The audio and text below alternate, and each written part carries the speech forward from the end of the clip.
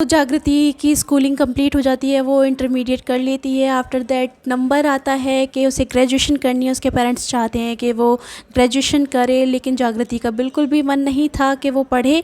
तो उसका दिमाग बस वहीं चल रहा था कि उसे डांसर बनना है, डांसर बनना है, वो यही सोचे जा रही थी।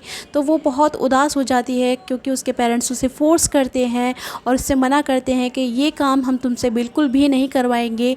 समाज क्या कहेगा कि उसकी लड़की देखो नाच रही है, बाहर जाके ये सब कर रही है, तो ये किसी को भी पसंद नहीं आएगा और हम मुंह दिखाने लायक नहीं रहेंगे। क्योंकि उन लोगों की थिंकिंग ही ऐसी थी, वो नाचने को मतलब डांस को बहुत गलत समझते थे, गलत मानते थे एक लड़की के लिए। तो फिर क्या होता है, जागृति कुछ दिन बहुत उदास रहती है, बहुत सोचती है कि आखिर मैं करूं तो करूं क्या। एक तरफ मेरे पेरेंट्स हैं, वो कहते हैं कि उनकी इज़्ज़त का सवाल है, उसे पढ़ाई करनी चाहिए, और एक तरफ वो अपने सपने की तरफ सोचती है। तो बहुत ज़्यादा सोचने के बाद लास्ट में वो डिसीज़न लेती है कि नहीं, उसे डांसर ही बनना है, उसे अपने सपने को ही पूरा करना है। क्योंकि वो ये काम कभी नहीं करना चाहेगी जिसमें उसका कोई इंटरेस्ट ही ना हो, और उससे फ़ायदा ही क्या जो उस काम को करे बिना किसी इंटरेस्ट के। तो वो एक दिन अपने घर को छोड़ देती है।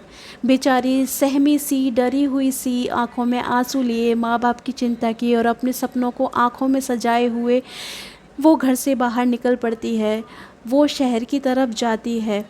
तो वो भटकती है, सोचती है कहाँ जाऊँ, कैसे शुरुआत करूँ। तो क्या होता है, उसे रास्ते में एक बुज़ुर्ग कपल मिलते हैं। तो वो पूछते हैं, बेटी कैसे तुम यहाँ कैसे भटक रही हो अकेली। एक्चुअली रात हो जाती है, उसे कोई ठिकाना नहीं मिलता। तो वो उससे पूछते हैं, बेटी बात क्या है और तुम परेशान भी लग रही है। तो वो अपनी बात बताती है। तो वो बुजुर्ग कपल बोलते हैं कि बेटी, हमारे जो बच्चे थे वो हमने इतना पढ़ाया लिखाया था उनको, जो कि सब विदेश में जाके सेटल हो गए, और हम बिल्कुल अकेले पड़ गए हैं। हमारे बच्चे हमारा ध्यान नहीं रखते, वो हमसे मिलने भी नहीं आते, हमसे बात भी नहीं करते। तो हम बिल्कुल अकेले पड़ गए हैं। हमें इतना पछतावा होता है, इतना दुख होता है कि जिन बच्चों को हमने इतना पढ़ाया लिखाया आज वो हमारे साथ नहीं है, हमारा साथ नहीं दे रहे, और हम बिल्कुल अकेले पड़ गए हैं।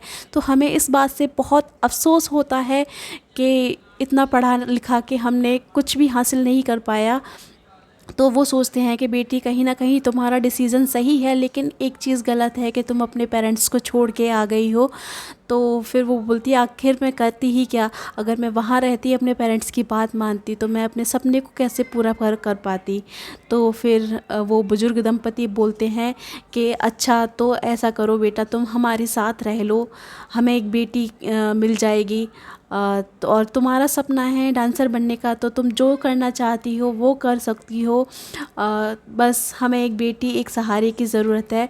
तो वो डरती है क्योंकि अनजान लोग थे, वो एकदम से भरोसा नहीं कर पा रही थी।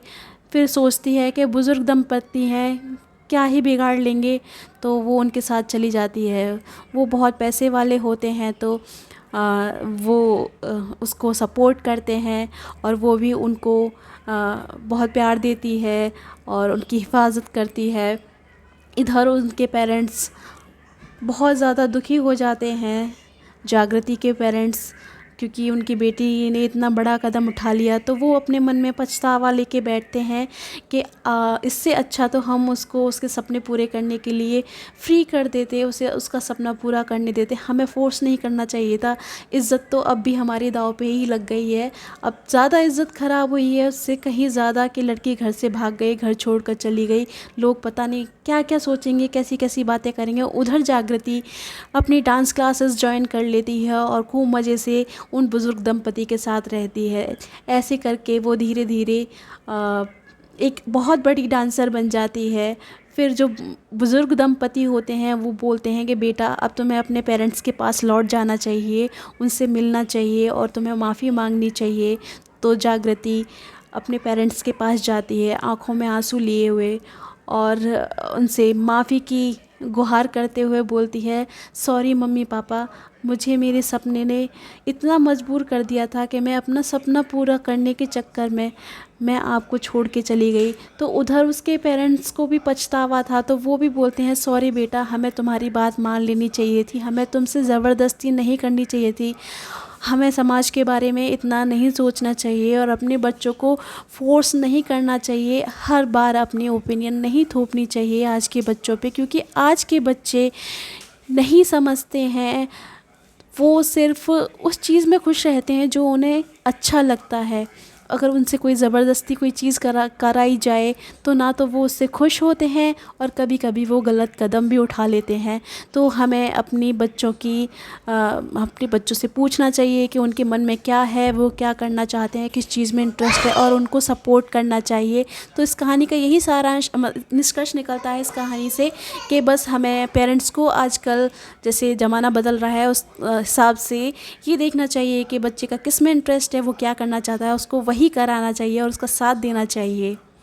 Thank you so much. आपको मेरी कहानी अच्छी लगी हो तो प्लीज़ कमेंट में ज़रूर बताएं कि आपको मेरी कहानी कैसी लगी, और मेरे चैनल को सब्सक्राइब करें। ऐसी ही नई नई कहानियाँ सुनने के लिए मेरे चैनल को सब्सक्राइब करें और मुझसे जुड़े रहें। और मेरी वीडियो अच्छी लगे, कहानी अच्छी लगे तो लाइक ज़रूर कीजिएगा, शेयर ज़रूर कीजिएगा, और कमेंट में बताइएगा कि क्या आप इस तरह की और भी कहानियाँ सुनना चाहते हैं। Thank you so much. धन्यवाद। Bye bye.